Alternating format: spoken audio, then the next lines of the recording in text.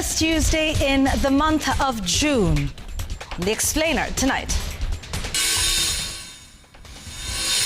9 students suspected of setting a dormitory on fire, killing 16 students at Utumishi Girls Academy, have been arraigned in Naivasha.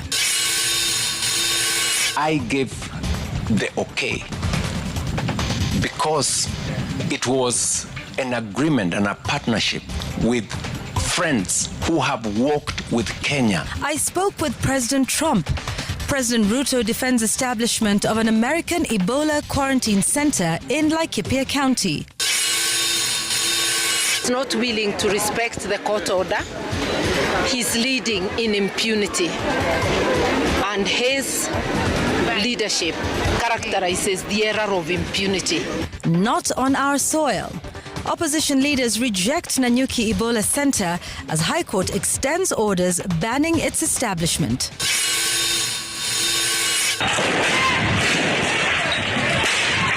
Gunshots and tear gas. Police clash with over 400 Morans who attempted to rescue a murder suspect at the Narok Law Courts. We have that extensive coverage plus Power Talk on the program tonight. We're focusing on everything that happened following the Africa Forward Summit. Many deals signed. What does that mean for individuals, businesses, SME sector? So tonight on Power Talk, we're distilling those agreements and the benefits that they have for Africans. And we're doing that with the man who was the leader of the private sector, the chairman at the African Forward Summit. That's Dr. James Mwangi, who's the Group MD and CEO of Equity Group. And he's going to be talking to us about some of the deals that were signed and their exact trickle down to SMEs, to business, to Kenyans. Very specific conversation we're having on Power Talk here on The Explainer, which starts right now.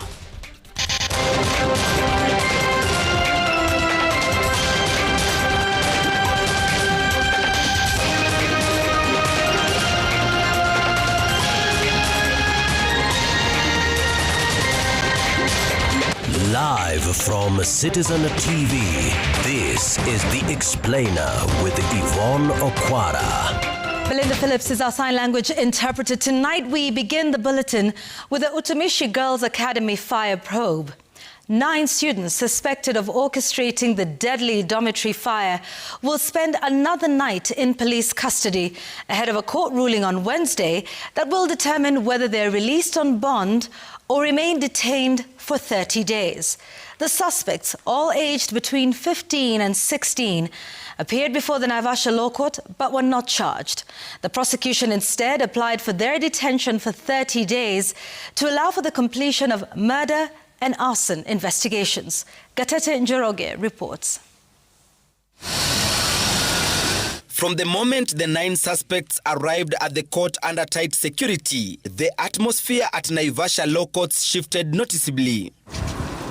Security was visibly reinforced, with more than 10 additional police officers deployed around the court precincts, conducting thorough sweeps. At the main gate, access was tightly controlled. Only individuals with court matters, family members of the suspects, representatives of victims, lawyers, journalists, and court staff were permitted entry. The suspects, who remained inside police vehicles for nearly 2 hours, were only escorted into the courtroom once proceedings were ready to begin.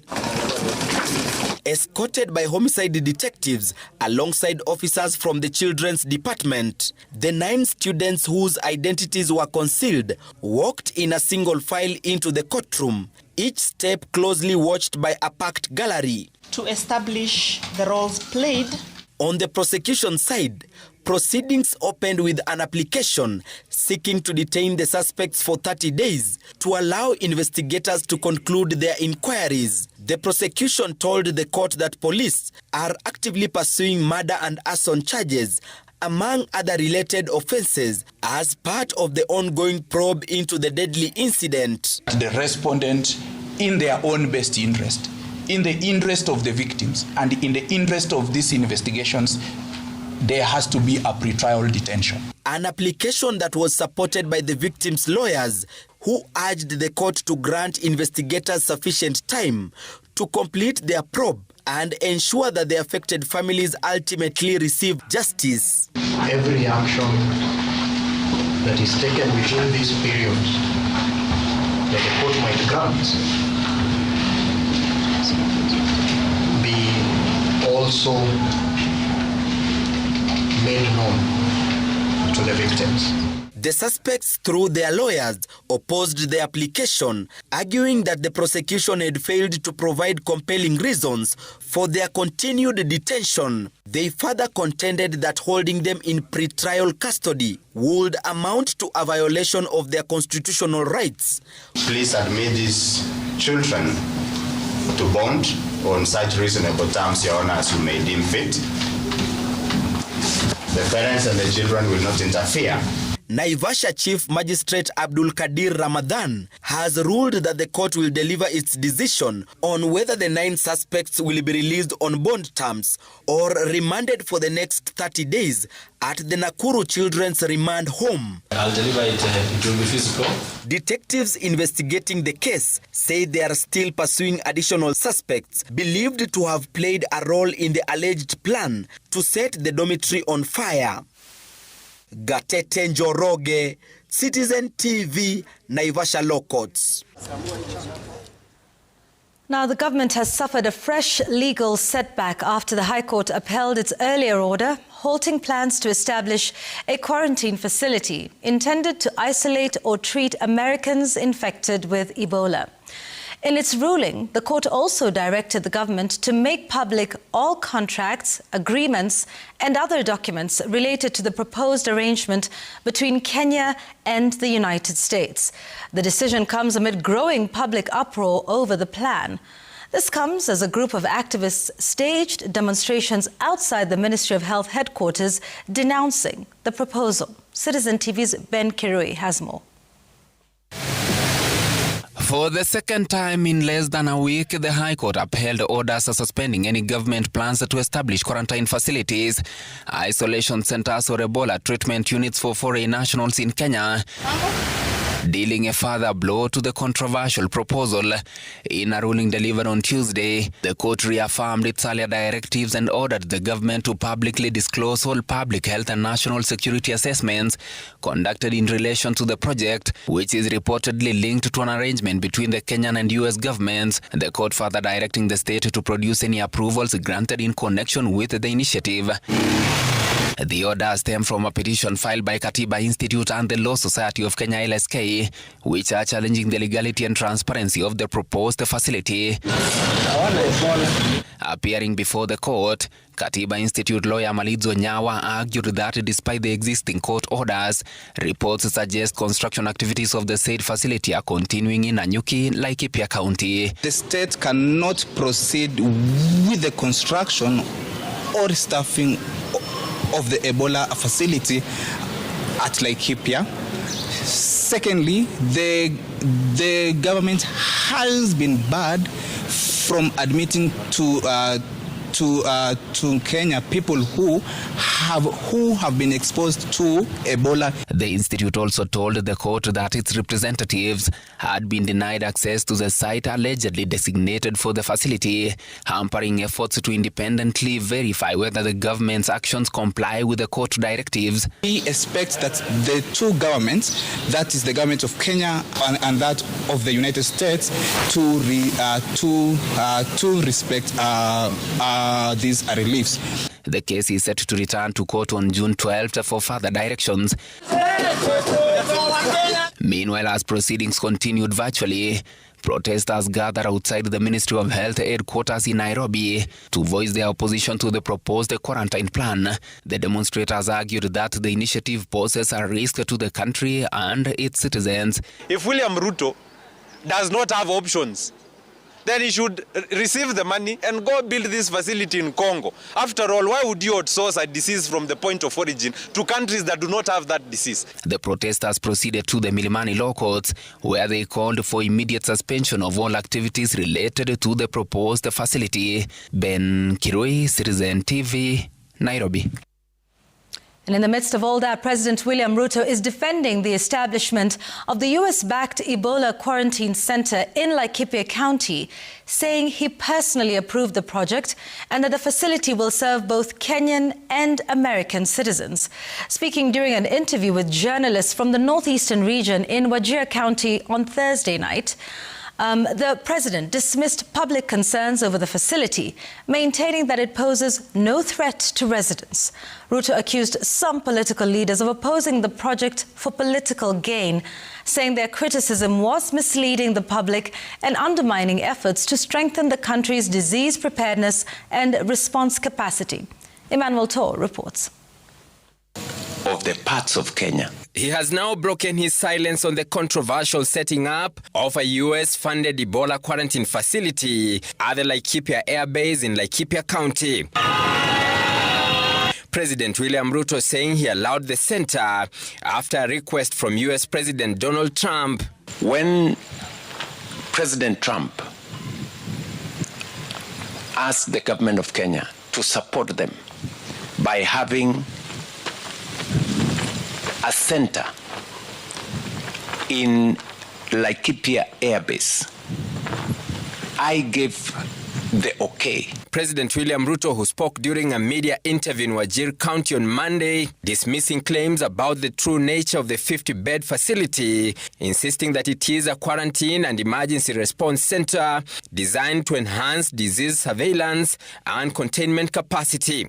The facility that is at Laikipia Air Base is not a facility different from all the other facilities that we have across Kenya. We have 23 other facilities set up. The president adding that the center will help bolster Kenya's preparedness to combat the deadly virus.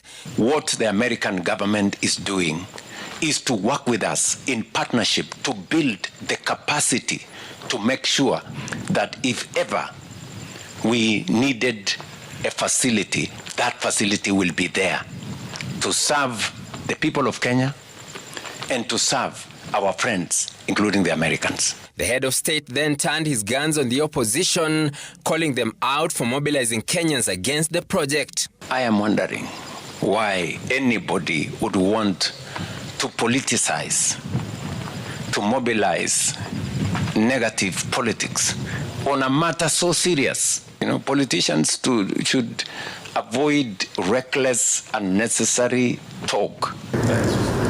He also defended the long-standing relationship between Kenya and the US, especially in the health sector. Several people were Monday injured during protests against the facility in Nanyuki as Kenyans took to the streets to reject the center, which emanated from a deal signed and extended by retired President Uhuru Kenyatta's administration. Its establishment was done against an active court order. Emmanuel Tor, Citizen TV. On its part, the U.S. Embassy in Kenya has maintained that there are currently no Americans exposed to Ebola who require transfer to Kenya. U.S. officials say the proposed facility in Laikipia County is meant to enhance the country's preparedness and capacity to respond to future disease outbreaks. They further clarified that the planned facility is not connected to the Kenya-U.S. Health Framework Agreement that was signed last December, nor to any previous health partnerships between the two countries. As Emily Chebet reports, the future of the controversial facility now rests in the hands of the Kenyan government after its establishment was halted by a court order. As concerns mount over the spread of Ebola in the region, United States officials have defended the proposed government-to-government plan to establish a 50-bed quarantine facility at Laikipia Air Base, describing it as a critical safeguard against a potential outbreak. The officials say the facility is intended to protect both Americans and Kenyans from the deadly virus, whose threat has drawn closer to Kenya following confirmed cases in neighboring Uganda. Speaking to Citizen TV, U.S. officials said discussions on the facility began nearly 2 weeks ago, driven by the need to safeguard the large international community and humanitarian organizations operating in Kenya. The officials further explained that Kenya was selected because of its strategic position as a regional and global hub, with hundreds of international flights and thousands of cargo trucks crossing its borders daily, making it a critical point for disease surveillance and emergency response. While dismissing claims that Americans exposed to Ebola are already in the country or awaiting transfer to Kenya, U.S. officials said the aircraft that landed at Laikipia Air Base was carrying equipment and healthcare personnel tasked with setting up the proposed facility. The officials maintained that the flight was already en route when the court issued orders halting the project. According to U.S. officials, construction of the facility, which was expected to take less than a month to complete, has halted following the court order. They maintained that the facility was carefully designed to meet strict public health standards and to minimize risk of contamination should the need for it arise. The officials further explained that Laikipia Air Base was selected because of its isolated location away from major population centers, making it suitable for a quarantine facility. They also cited its long runway capacity to handle large aircraft, a critical equipment in the event of a public health emergency requiring rapid response and evacuation operations. Emily Chebet, Citizen TV, Nairobi. Now, the anti-Ebola quarantine facility protests in Laikipia yesterday left 2 people dead and 3 others injured. The families of those affected are now demanding justice, accusing police of using excessive force. And as Laura Otieno reports, the U.S. Embassy in Kenya has issued an advisory to citizens to keep off Nanyuki town and possibly Nairobi. A heavy cloud of grief hung over the home of Grace Wangari as family and friends gathered to mourn the death of their kin. 27-year-old Charles Mwangi succumbed to a gunshot wound minutes after he left the house to visit a friend at Baraka Shopping Center in Nanyuki. Akaniambia dakika chache tu nione rafiki yangu hapa juu.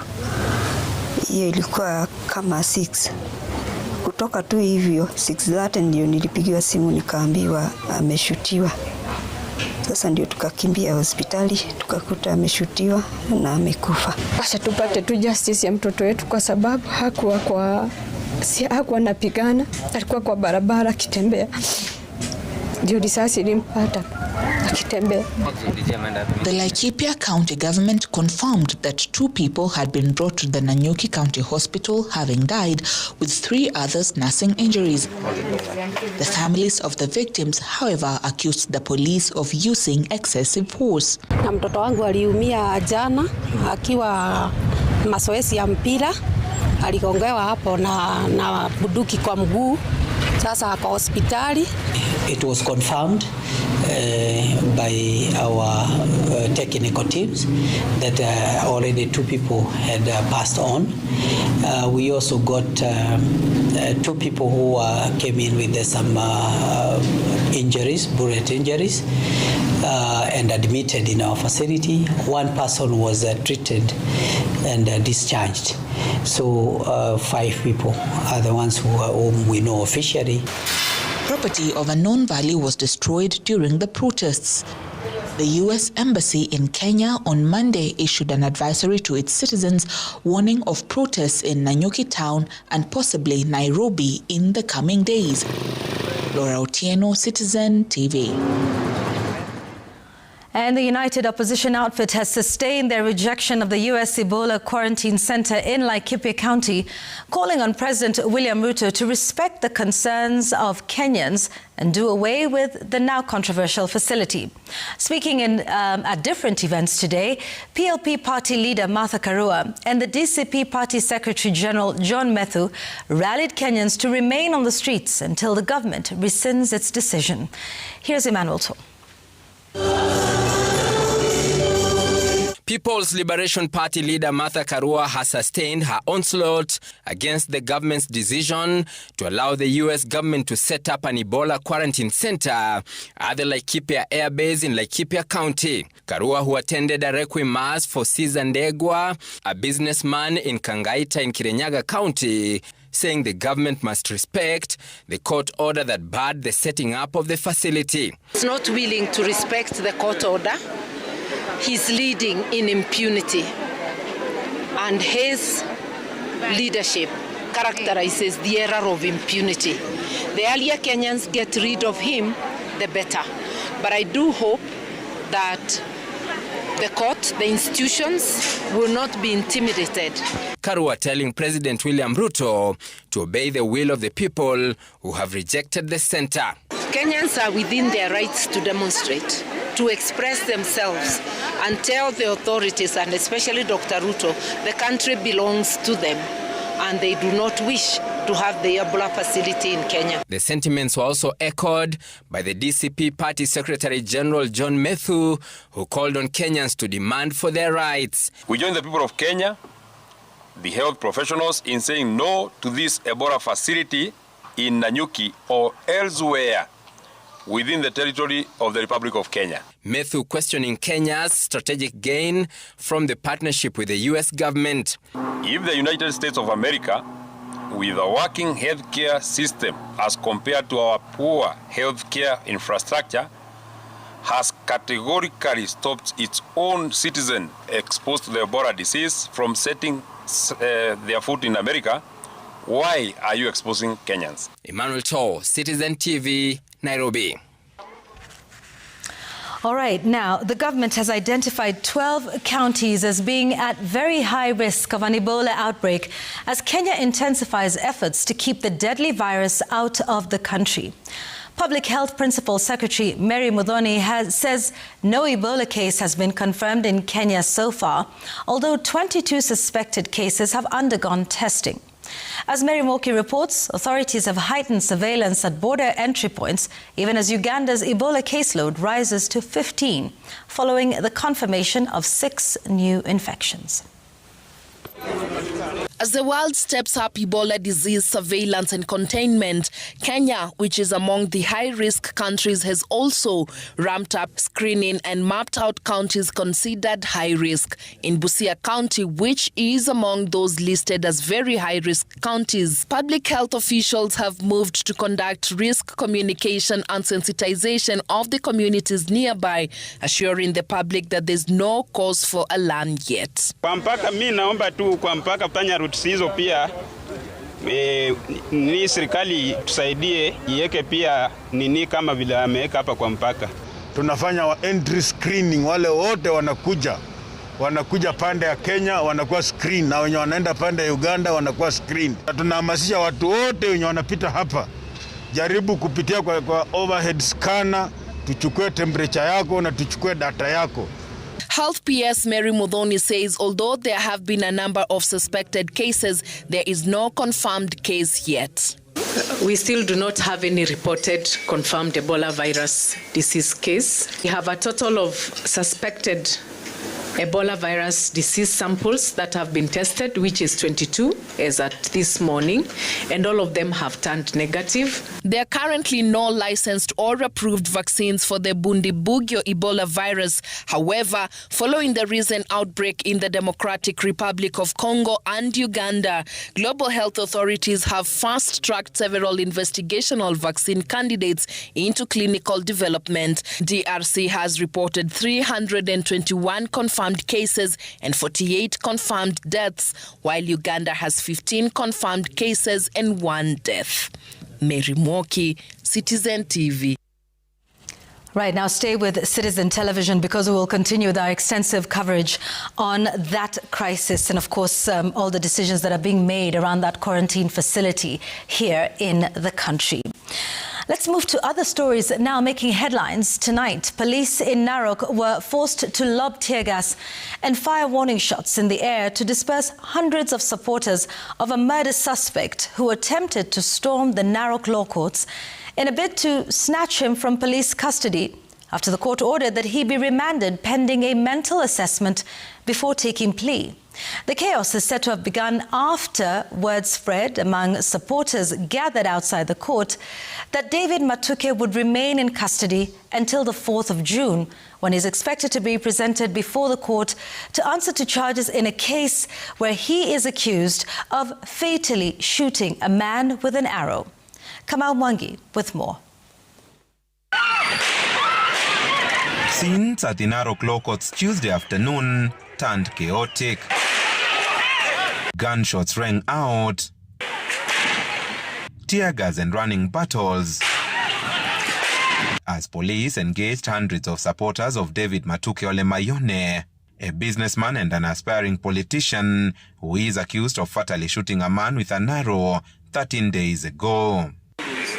Trouble is said to have erupted after his supporters attempted to force their way into the court premises in a bid to snatch the suspect from police custody, moments after resident magistrate Esther Mwikali ordered that he be remanded until Thursday, pending a mental assessment. The accused person to be presented for mental assessment today. This order is directed to the in-charge Narok GK Prison, mentioned on 4th of June to confirm filing of the mental assessment report and fixing of a date for plea. In the meantime, the accused is to be remanded at the Narok GK Prison. The ruling sparking anger among his supporters who had gathered at the courts to offer moral support. The situation quickly escalated, temporarily disrupting court operations and turning the premises into a battlefield for nearly 30 minutes. Those nearby were forced to scatter to safety to avoid the chaos. The accused is expected back in court on June 4th. Kamau Mwangi, Citizen TV.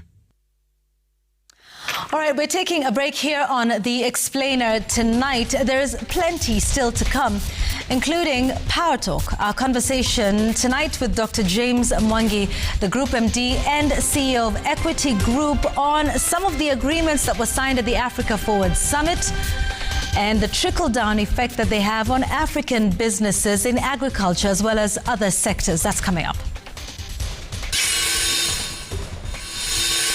On Power Talk tonight, Dr. James Mwangi, Group MD and CEO of Equity Group, discusses global partnerships and how they can deliver meaningful opportunities for Africa. Steal the show with versatile, oriental and elegantile steel roofing tiles, backed by a genuine warranty only from Mabati Rolling Mills. Visit our dealership or call us today at 0788 202020.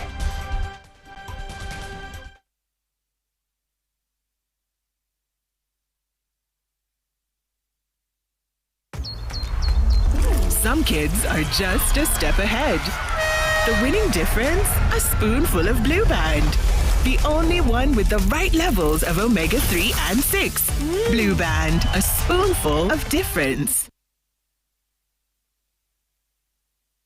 Our bodies get serums and washes, but underarms only get deodorant. That's why our new breakthrough formula has pure hyaluron and vitamin C to deeply care for your underarms for soft and even skin tone in 2 weeks. With 72-hour sweat and odor protection, try the new Nivea Derma Control range because your underarms deserve more. Nivea is for skin. Mimi kama MC natenda ninayoyasema. Nimekuwa kielelezo kwa mara nyingi. Ni sawa. Hakuna shida. Asante kwa Ariel Liquid mpya ni nzuri. New Ariel Liquid kwa mashine za kufulia huondoa madoa sugu kwa mosho mmoja.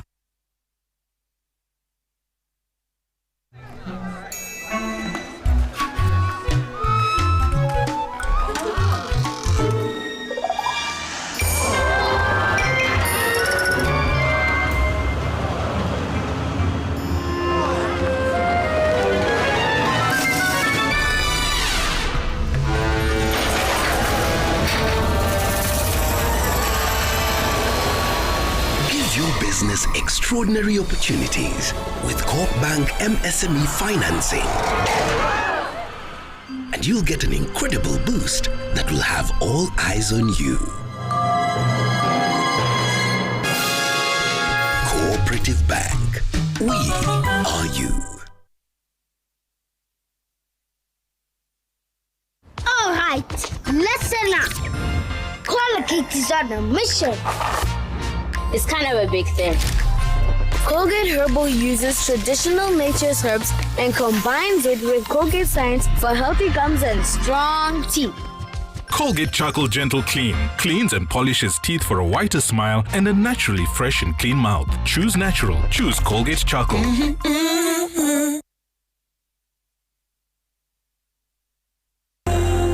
Sour Petroleum Jelly repairs dry skin like no other.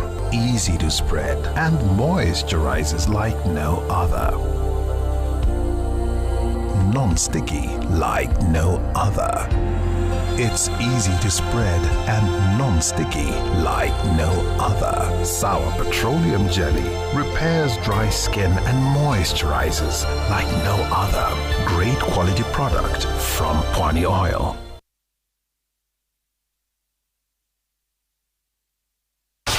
Boss, chakula ya kuku imeisha yote. Hebu wenzangu niibia. Utapigana na huyo kwa sababu ya ubora wa chakula. Wewe Bugulu? Yes daktari. Kuna shida? Nanunua chakula lakini sioni faida yake. Chakula ya kuku kuja nikuonyeshe. Hawa kuku wote hawa wanampa mayai kila siku.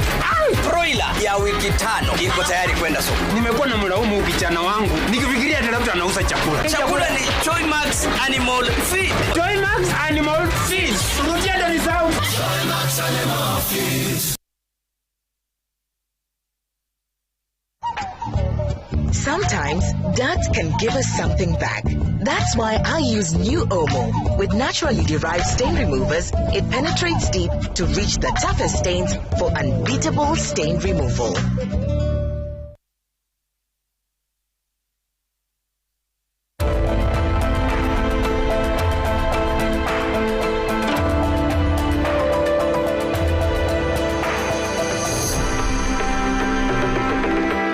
Your child's education should stop for nothing. With the FIDA Elimu insurance plan, it never has to. Earn competitive returns. Have deposits paid by us in the event the policyholder's life ends. Get last expense of 100,000 Kenya shillings.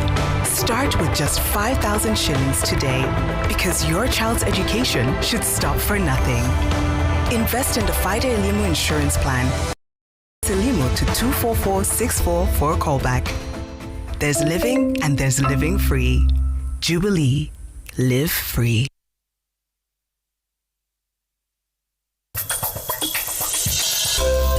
My only motivation to be in this house is to crush Mara and Mrs. Garcia.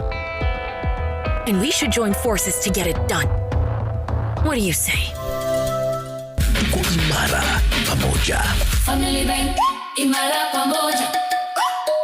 Family Bank, imara pamoja. Family Bank, with you for life.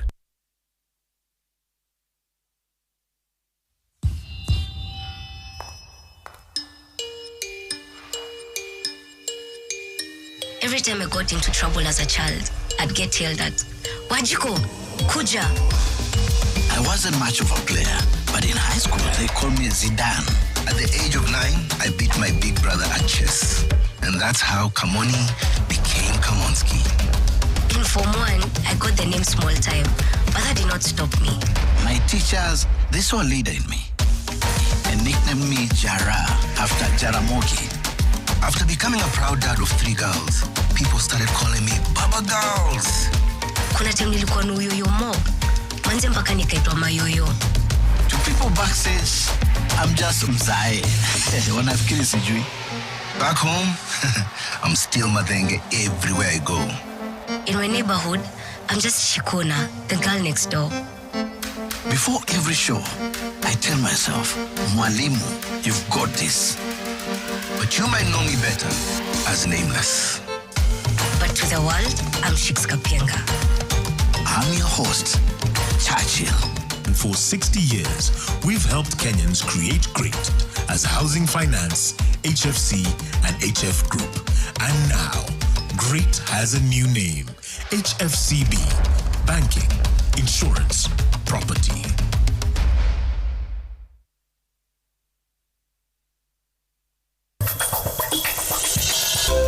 A Gala goat is a goat which can survive in a very dry place.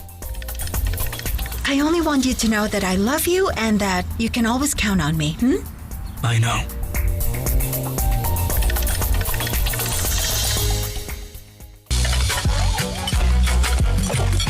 Mzae, Kinoma. ugali na slap. Dola ni vibe. Kitu shwari.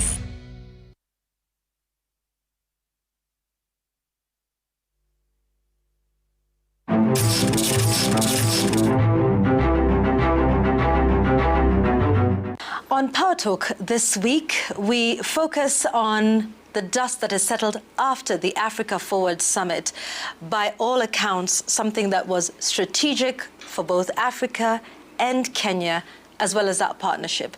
And so this week, we want to now take a look at what all those agreements meant for you and I, for SMEs, for farmers, for young creatives, and what it means when agreements are signed on a global platform and how those translate into your everyday life.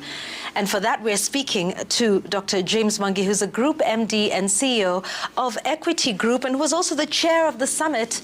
That's the Africa Forward Summit, representing the private sector. As always, it's a pleasure to have you on Power Talk. Thank you very much, Yvonne. So let's talk a little bit about that. So major international agreements are signed every year. This summit was no different. But how does this change our everyday livelihoods? What does this mean for me, for you, and for many other ordinary citizens? Three things, Yvonne, that these had a central focus on taking Africa forward. That was really the theme. The second one, it was private sector driven, and private sector is the lead economy. That then means everybody playing in the lead economy can see opportunities to benefit on. And third, it was Africa for the first time speaking with one voice. It was not a country, it was Africa engaging with the outside world and setting the tone of engagement. How does it benefit the ordinary person in Africa? One, we were talking about partnership and collaborations between the private sector. Each of these private sector talk of equity, we are built through an ecosystem and a value chain that is populated by many actors. If you look, we have 1.2 million merchants. We have nearly 200,000 agents. All of these, if the partnership we have signed, it will speak benefits to that. But some of the partnership we saw being signed will be cross-cutting, particularly the agricultural sector, to provide food security and to provide production within the African continent. And that will be the game changer when we add value to what we produce. It will touch everybody. Right. Let's talk about some of those partnerships. There was one signed between Equity Group and CIRAD. And CIRAD is a French agricultural research center for international development. What role do you see science and research playing in transforming value, profit, for smallholder farmers? It is true, CIRAD is the oldest and most evolved and developed scientific research center for the French society. And it has accumulated a lot of knowledge. And what we were saying is, why reinvent the wheel? If you have somebody who has built knowledge for 300 years. Essentially, knowledge helps us to really do things right. The opposite of knowledge is ignorance. So we are saying the knowledge that has been accumulated, particularly on tropical products, agricultural products, can we use it in value addition to our product? So we focused on tea, and they have done research on Kenyan tea production, and scientifically they're able to demarcate the country into 8 geographical regions, which we call geographical indicators or indications, which then creates uniqueness in our product, because geography defines all the parameters and brings uniqueness. Nowhere else in the world do you have that geography. So if you produce under that GI, then what you gain significantly is uniqueness. And also limited supply. You can never over-supply the market because it's a limited geographical area. And that is where we think Kenyan's tea benefited most. That will move away from black tea as a commodity to a specialty lifestyle tea that competes with French wines on the counters. So this research then, is mostly conducted in conference rooms, disseminated in conference rooms, done on the farm, processed in a lab somewhere. But how does that then leave those spaces, reach farms?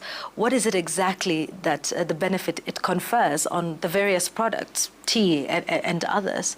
This time we decided not to talk about in conferences, but create systems and structures. The first structure we have used that research to build is the GI legal framework for the country that really creates the legal force within which the geographical indication products will be registered and protected. So every producer, every farmer who wants to use that will benefit. The second one is to really use science to identify geographies that have the same conditions, indications, and that can have uniform production so that you maintain quality and sustain production. That is the greatest wealth, because it's on that scientific outcomes that we shall build brands.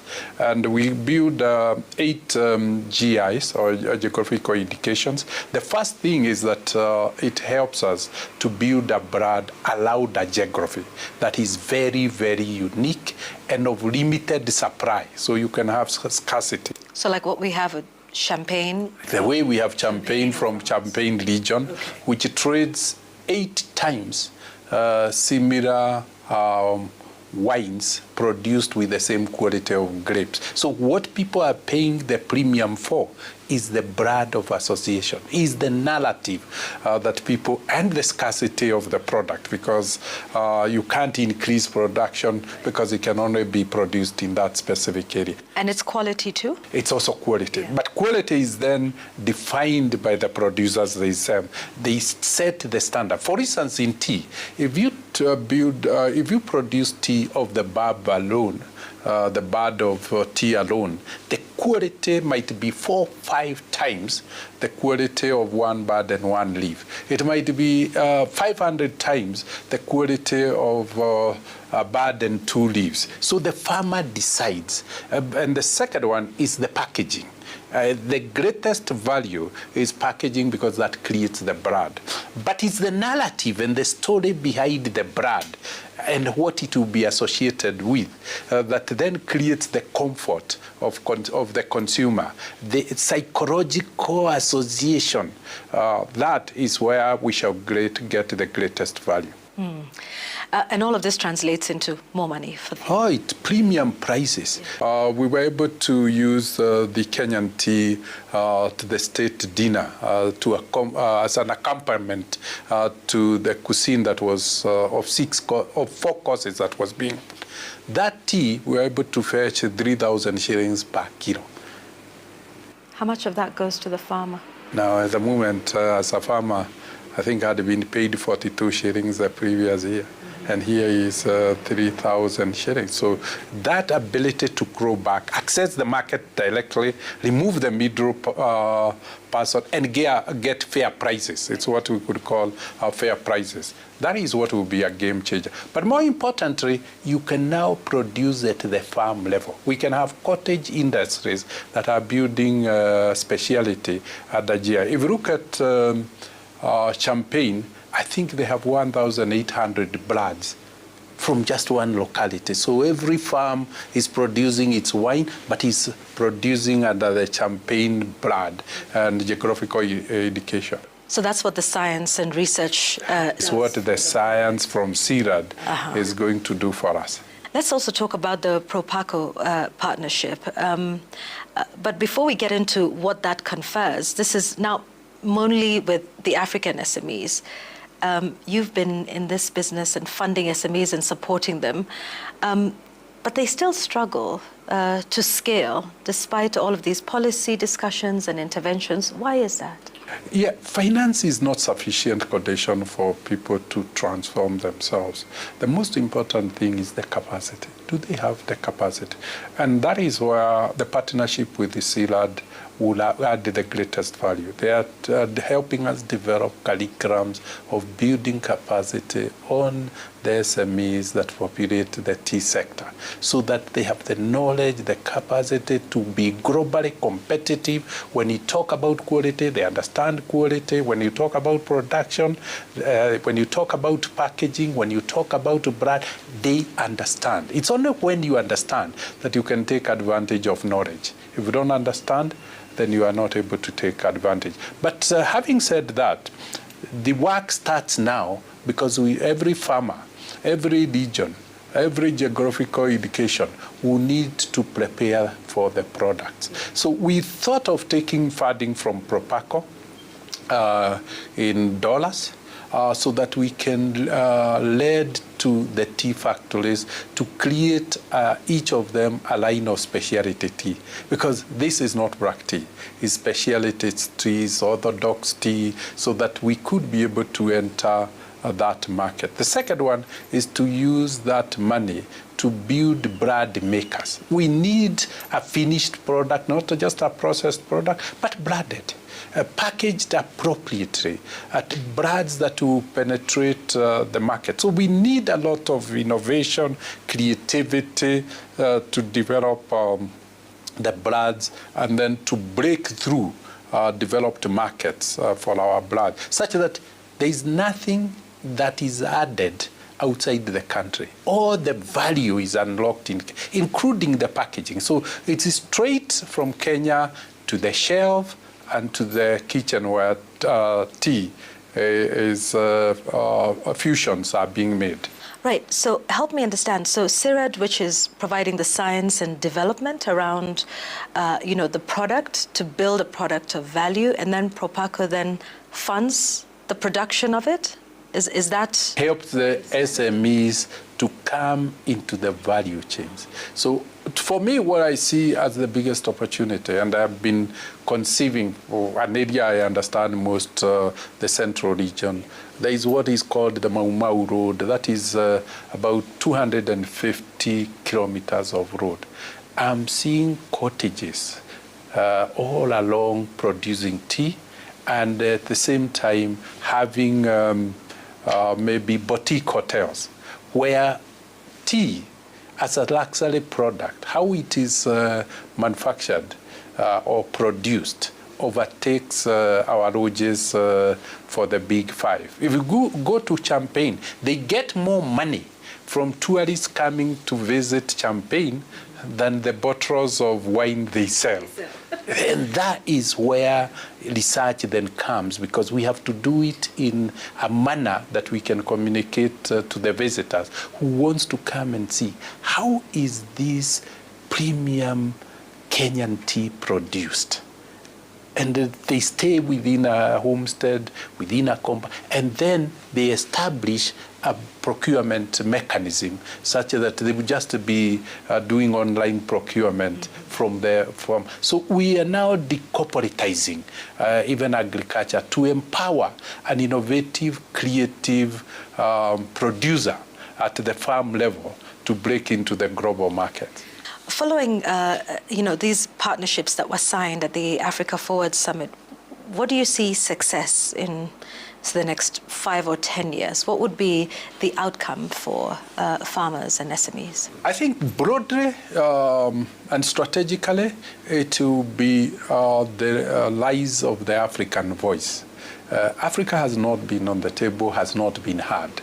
We want Africa to be heard. And speaking together in one language at a time that the world is resetting, we can define how it resets and put our demographic at the center of the reset, puts our produce and value addition of our produce and market access at the center of it. The value addition in our mineral resources, stop sending out of the country raw material, but producing. That, to me, at the strategic national level is what it means.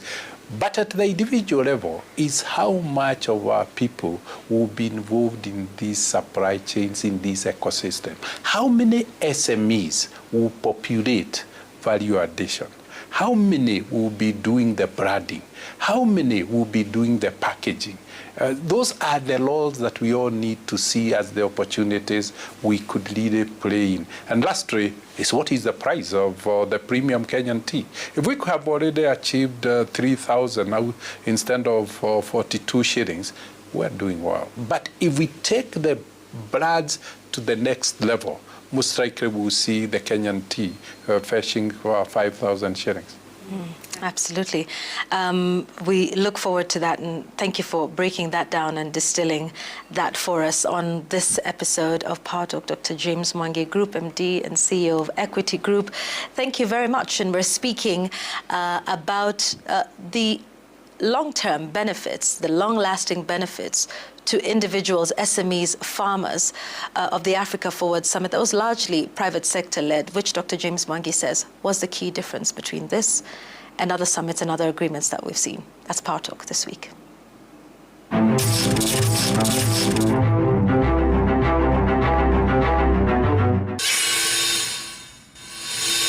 Heated debate in Parliament over the future of boarding schools following the deadly school fire at Utumishi Girls' School. Steal the show with versatile, Oriental and Elegantile steel roofing tiles, backed by a genuine warranty only from Mabati Rolling Mills. Visit a dealership or call us today at 0788 202020.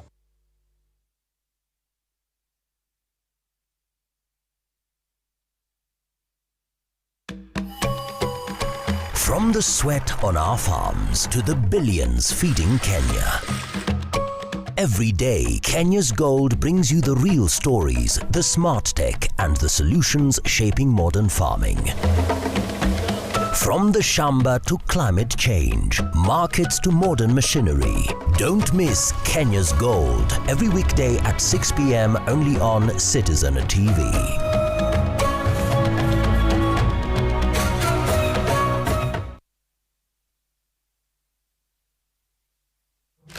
Tumedrop the hottest snack game na Cadbury Lunch Bar. Imetengenezwa na layers of peanuts, crisped rice, wafer na caramel, coated na Cadbury chocolate. Nunua any 2 Cadbury Lunch Bar chocolates na unaweza kushinda prizes worth 1.2 million Kenya shillings, from gaming consoles to smartphones na hampers. WhatsApp hi kwa 0706 152 430 to enter. Cadbury Lunch Bar fuels you to do much, much more. T's and C's apply. Prepare yourself for Auto Expo, Tools and Hardware and Indusmac Expo Kenya 2026, Africa's biggest international trade exhibition for the automotive and spare parts, tools and hardware, industrial equipment and machinery industry. Connect with companies from over 30 countries, local suppliers, manufacturers, importers, exporters, and other industry professionals at Carnival Exhibition Grounds, 3rd to 5th June, 10 a.m. to 6 p.m.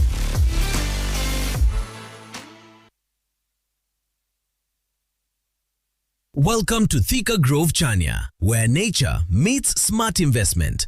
Own land in a serene environment, fresh air, and peaceful living. Located just 2 minutes from Blue Post along Thika Gatanga Road. Enjoy ready infrastructure and a secure gated community. Plots available on offer from 3.78 million Kenyan shillings. Invest where value grows. Call 070-9677-377 today to book your site visit. Thika Grove, Chania. Your future starts here.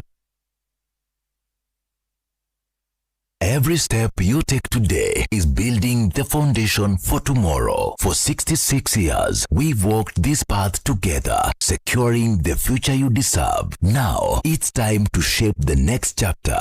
Join us for the Local Authorities Provident Fund, LAP Fund, 15th Annual General Meeting at Power Place, Eldoret, and streaming virtually this Thursday, 4th June from 9 a.m. to 1 p.m. This year's theme is Empowering Your Retirement Journey. LAP Fund, Secured Retirement.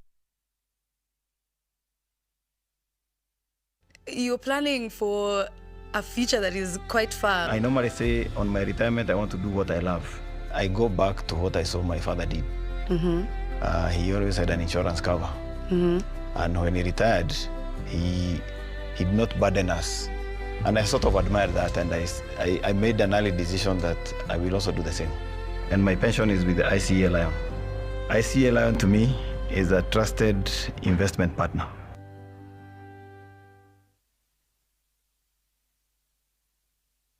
Want to become a competent driver or a professional heavy machine operator? Train at Jordan Driving School and Jordan Modern Machinery Training Institute. Gain hands-on training in saloon cars, lorries, and heavy plant operator machines like excavator, forklift, motor grader, Motorola, backhoe, wheel shovel, and more. Enjoy modern brand new fleet. Intake is ongoing. Visit us today at Jordan Towers, Thika Town. Jordan Modern Machinery Training Institute, the movers in plant operator training.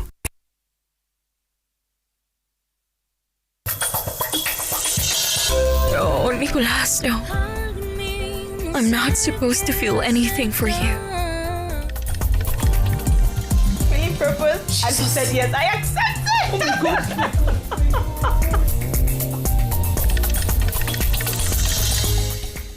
Tuma direct from Banga Pisa Link. Tuma direct bila story mo. Free up to 1K, 20 bob, below a million. Tuma direct from Banga Pisa Link.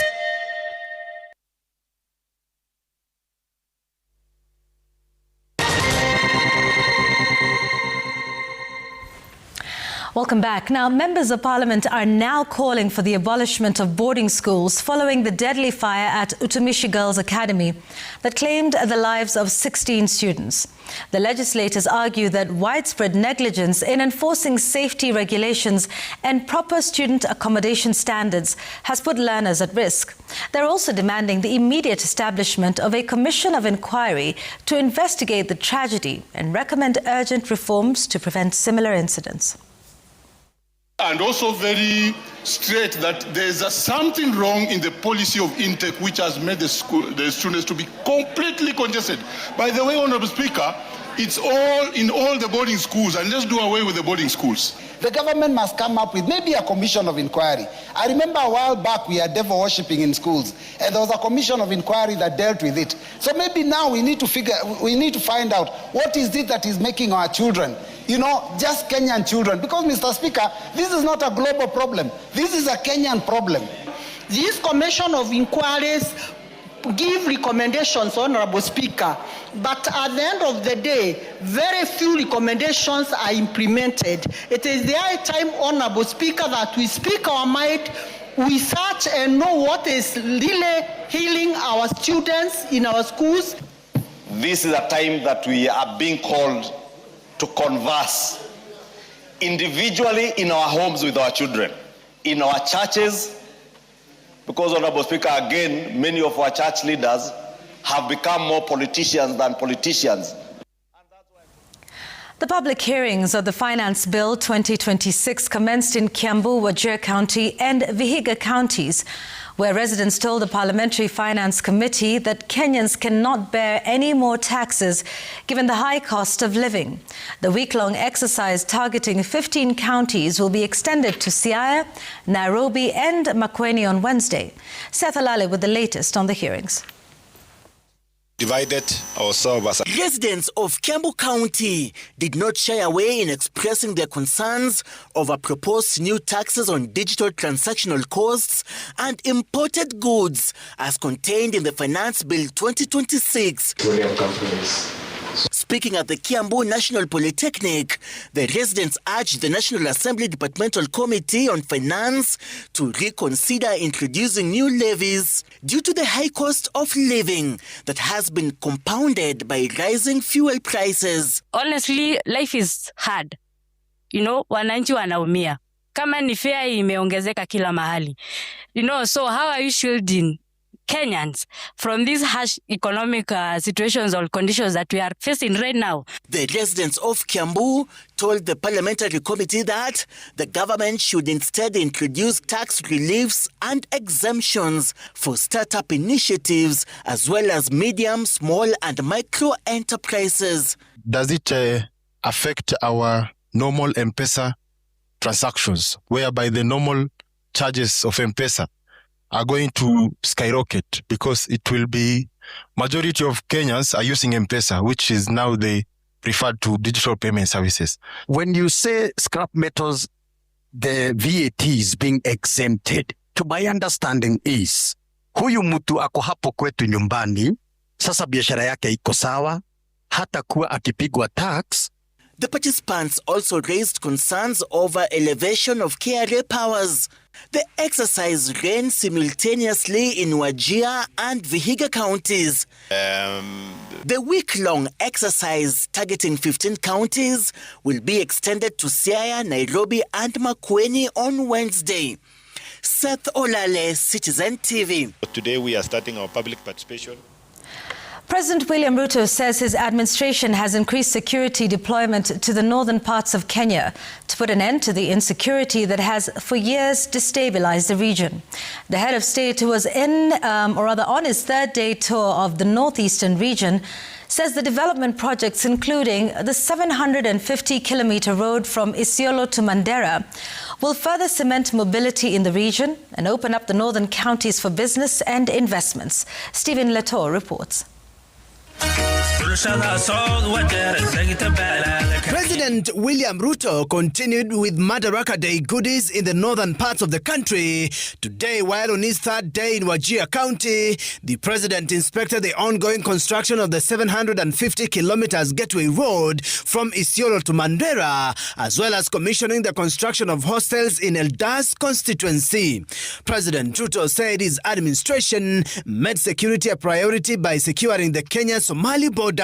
Mimi niliwaeleza ya kwamba hii Northern Kenya tutahakikisha ya kwamba tunaweka mambo ya usalama sawa sawa. Wale Al-Shabaab walikuwa wanatusumbua hapa. Wale walikuwa wanatuletea matatizo hapa. Nyinyi mnajua tumekabiliana na wao, sasa watu wa hapa Kutulo wanaishi kwa amani. Ni kweli ama si kweli? While inspecting the road from Mandera, Ramu, Gari, Elwak, Kobo, Kotulo, Tarbaj, Samatar, Modogashe and Isiolo, the president called on the 11 contractors on different parts of the highway to ensure they conclude the work within the set timelines. Watu wengine walisema ni nini hatujaona tofauti ya serikali ya hasla. Mimi nataka niwaambie hapa kutoka Eldas, serikali ya hasla tangu dunia imeanza ndio inajenga barabara kutoka Isiolo mpaka Mandera 750. Tuseme tutam. Pale tutam. Eldas kila mara zikike tutam. Arambe. President Ruto, who also toured Eldas constituency, said his administration will increase water harvesting budgets to increase agricultural productivity in the region. Ekari 2.5 milioni mpya tuweke kwa program ya water harvesting, water storage na irrigation. Ndio tuhakikisha kwamba hii Eldas hapa Wajir, Northern Kenya na sehemu zingine tunazalisha chakula, tunalisha mifugo yetu. The president also toured Lagdera and Ijara constituencies in Garissa County to commission several development projects. Stephen Leto, Citizen TV. Police in Kisii have launched investigations into the mysterious death of a 22-year-old medical intern whose life was cut short while swimming at a hotel in Keumbu, Kisii County on Madaraka Day. The family of Hezron Macharia now wants answers, claiming the circumstances surrounding his death did not add up. Citizen TV's Crispin Otieno visited the scene and filed the following report. These are images captured on Monday evening showing the final moments of Hezron Macharia, a 22-year-old student who was serving as a medical intern at Keumbu Hospital. In the footage, a group of youth is seen pulling him from a swimming pool after he was discovered unconscious underwater. On Tuesday morning, we returned to the scene at Village Park Hotel in Keumbu, where detectives from Directorate of Criminal Investigations continued piecing together the events leading to the tragic death. This comes as the family now says they're reading foul play into the whole incident, calling for the release of a CCTV footage to unravel what could have transpired. What was meant to be a day of celebration plunged the family into unimaginable grief. For the family of Hezron Macharia, The pain of losing a son they hoped will graduate in September is compounded by unanswered questions surrounding his final moments. Sasa kijana yangu hakuwa amekunywa maji. Vile tumeelezewa na manager wa hii hoteli, hakuwa amekunywa maji. Akakaa kama dakika 20. Kutolewa alikuwa tu anatoa pofu ya mate ikiwa na damu. Na ukiangalia hata vile amekaa mahali inasemekana amekufia, sio mahali mtu anaweza kufia. Hiyo swimming pool mtu hawezi kufia, hata kuku akianguka hapo hawezi kufa. The mystery surrounding the incident has only deepened, with the reports indicating the medical student may have remained underwater for more than 30 minutes before being retrieved, raising further concerns among family and friends. Pia tutafanya ile postmortem. Hiyo postmortem itaonyesha hakika kama ile kifo ilisababishwa na kuzama ambaye alizama ama kuna jambo lingine zaidi. Detectives are now seeking to retrieve and analyze CCTV footage from the facility as part of efforts to reconstruct the events of that afternoon. Crispino, TNO Citizen TV, Kisii. The Kenya Railways Corporation has resumed passenger and freight rail services to Nyahururu in Laikipia County 46 years after operations were suspended.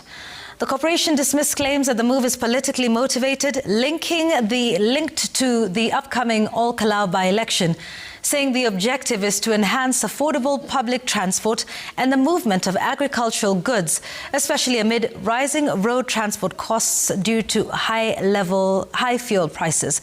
Willie Lusige reports. Silence along the Nairobi Kalau Nyandarua Laikipia railway corridor was broken as train made its first run on the line in 46 years following the restoration of services. Passenger and freight rail operations have now resumed, with authorities citing rising road transport costs and increased demand for agriculture inputs as key factor behind the decision. The move is also expected to provide a cheap and more efficient alternative for both passengers and cargo transport. This area where we are is an agriculturally dominant area.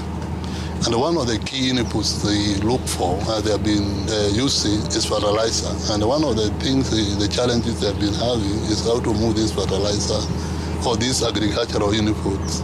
Kenya Railways has maintained that the resumption of services is not linked to politics, despite the deeply contested Ol Kalou by-election. Also be able to provide alternative transport to our people, isn't it? And a cheaper one.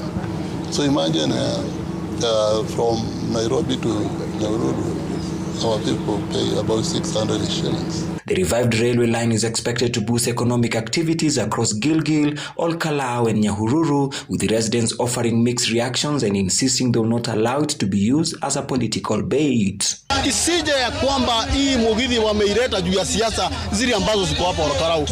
Ya hope tunataka kuona ya kwamba hii mugithi imekuja kusaidia wananchi, lakini si kwa siasa. Lakini ikikuja kusaidia wananchi, hii ni kitu inaweza saidia sisi sana wapiga biashara. Wengine wamezaliwa kwa miaka 40, leo ni siku yao ya kwanza kuona gari moshi. So wamekuja kwa wingi ili waone habari ya gari moshi. Hii habari ilikuwa imelala kwa miaka 40 na serikali inafufua vitu kama hizi. The rehabilitated line has been constructed at a cost approximately $500 million shillings. Willie Lusige, Citizen TV, Laikipia.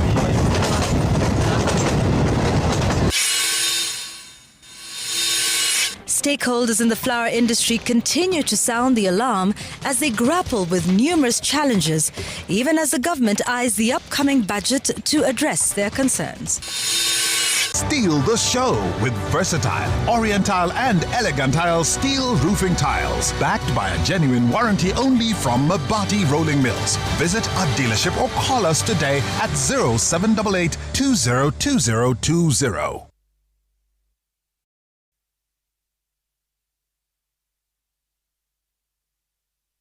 Breaking news. Carrefour is turning 10 and we've got crazy offers. Massive discounts. Big savings. Lowest prices.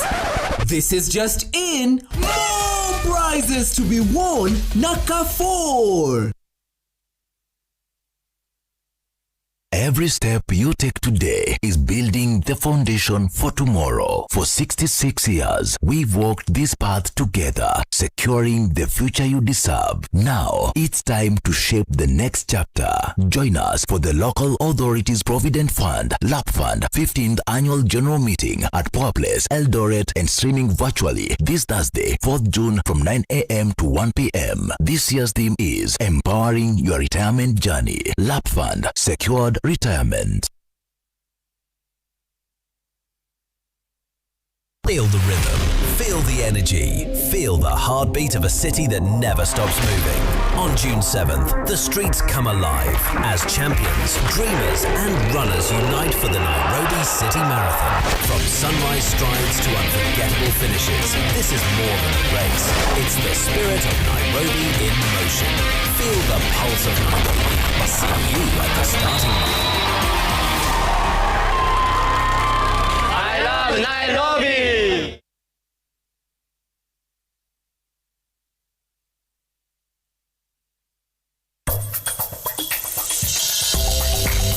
Welcome to the family, Camila. Thank you. Oh, you're very emotional. Yes. Colgate Charcoal Gentle Clean cleans and polishes teeth for a whiter smile and a naturally fresh and clean mouth. Choose natural. Choose Colgate Charcoal.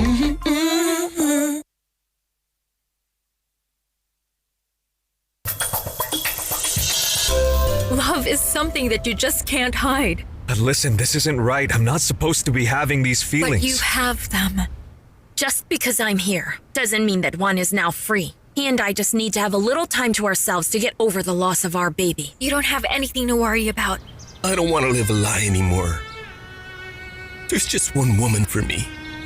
Let me help you in any way I can with the brand. Please, I don't have any other options.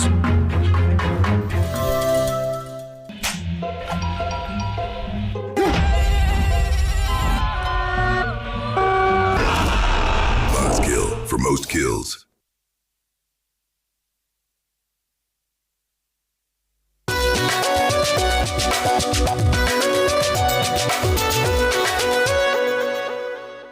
It's time for the day's business news. Kenya's flour industry is calling for urgent government intervention to address rising operating costs, logistical challenges, and regulatory burdens that threaten the sector's competitiveness.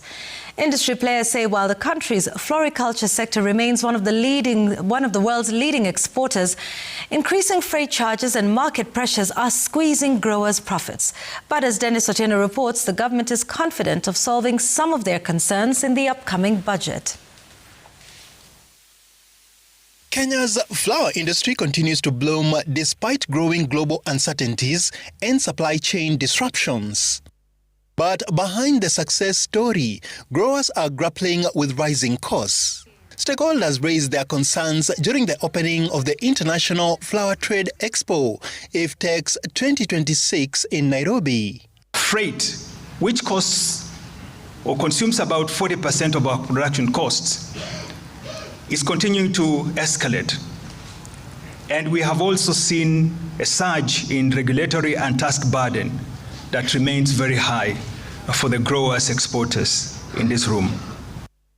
The stakeholders want the challenges urgently addressed, bearing in mind that the industry generated nearly 110 billion shillings last year, while supporting over 200,000 jobs. It's a huge amount of 18 to 20 billion shillings is owed to the industry in VAT refunds. And I know government is trying their best. But what we are encouraging the government to do, which I think CS Leak and NGO announced today, was a reduction of VAT from 16% to 8% on agriculture inputs. That would make a big difference to the cost of the inputs, but more importantly, reduce the problem of VAT refunds.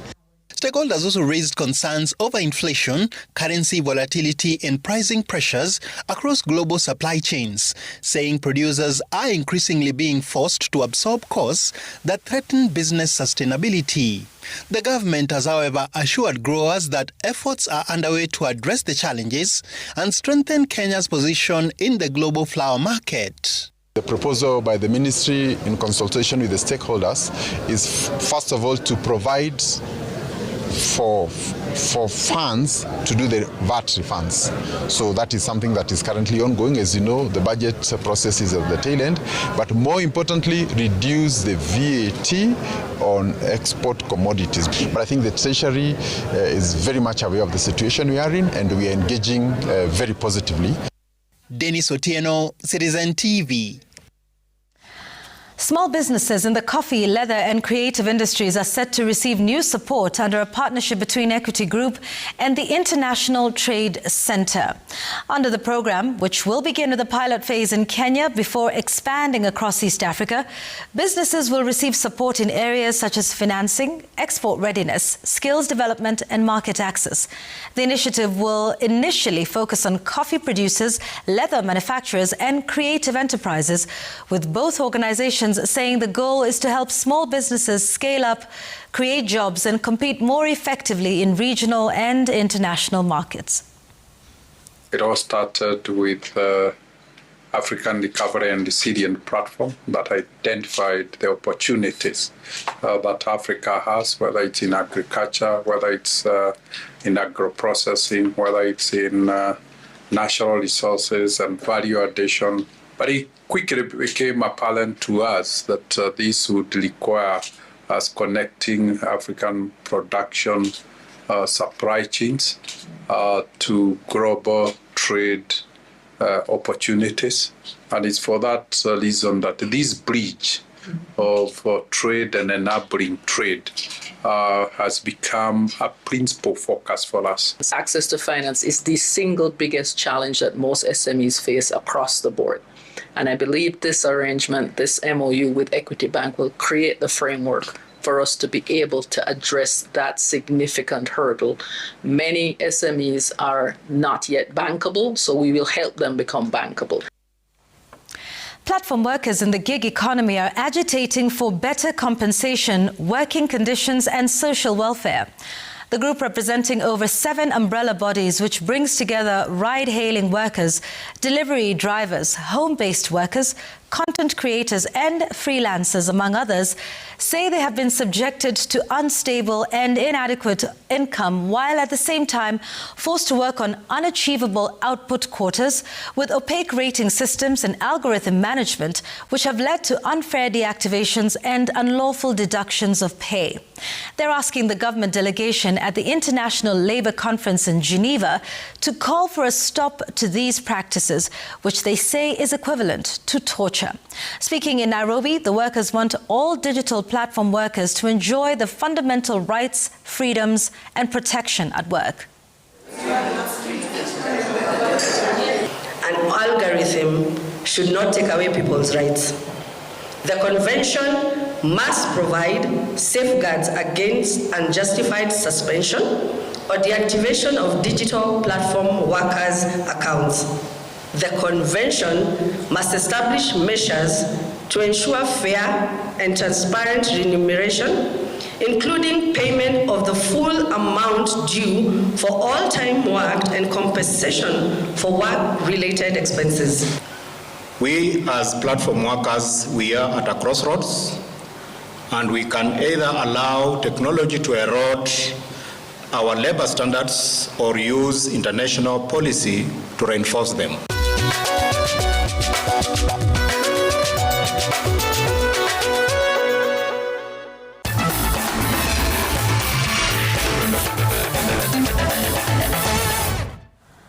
The national football team Harambee Stars have arrived in Pretoria, South Africa, ahead of their 2 friendly matches against Lesotho. The Benny McCarthy-led side will play a 2-legged series against the Lesotho national team at the Lucas Moripe Stadium on the 4th and 7th of June in South Africa. The matches serve as vital preparation for the upcoming AFCON qualifiers, with the technical bench testing their new call-ups. They were first set to play Palestine and Kyrgyzstan before change of plans.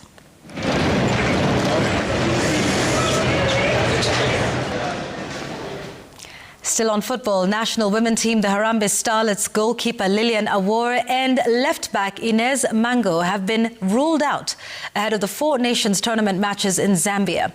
Captain Mwanalima Dogo is set to join the team tonight, with the Lindsay Starlets duo of Loreen Ilavonga and Elizabeth Mideva also expected in camp. Striker Gentrix Shikangwa and winger Elizabeth Wamboi of Simba Queens are yet to report at the training base at Kasarani. Starlets travel to Zambia Wednesday morning, and the tournament will serve as part of their preparations for the 2026 Women Africa Cup of Nations. Tuliachia FIFA series tukiendelea juu pia tutaki kuangusha watu tu coach juu wanajua pale walituachia na wanajua weakness yetu vile tulicheza FIFA series na strong point yetu, so ni kurudi kuangalia pale tulikosea na pale tulifanya poa kucorrect. First of all, you'll see that playing the friendlies has really helped us to improve in our rankings. Two, it's helping us see where we are, what we need to work on. We are improving technically. We're also improving a lot psychologically, because it is something that has lacked for some time. Gor Mahia's patron Eliud Owalo has given the newly crowned Kenya Premier League champions 1 million shillings as reward for clinching the 2025-26 season title. Owalo, who hosted the team to a luncheon, has promised to invest more for them to perform well in the CAF Champions League next season. If we maintain this team, I believe we have the backbone of a team that can replicate the feat of the 1987 Cup Winners' Cup, Mandela Cup, award-winning. Working with the office, we'll do our best to make sure that you get the requisite preparations and an enabling atmosphere to enable you do your best in the CAF Champions. Cristiano Ronaldo and the Portugal squad hit the training pitch at their base near Lisbon as they gear up for the 2026 World Cup. That World Cup, to be hosted in Canada, Mexico and the United States, will be Ronaldo's 6th, and he'll be competing at the age of 41. Portugal, the reigning UEFA Nations League champions, opened their Group K campaign against the Democratic Republic of Congo on the 17th of June in Houston. Portugal will have warm-up matches against Chile in Oreias on June 6th and Nigeria in Leiria on the 10th of June.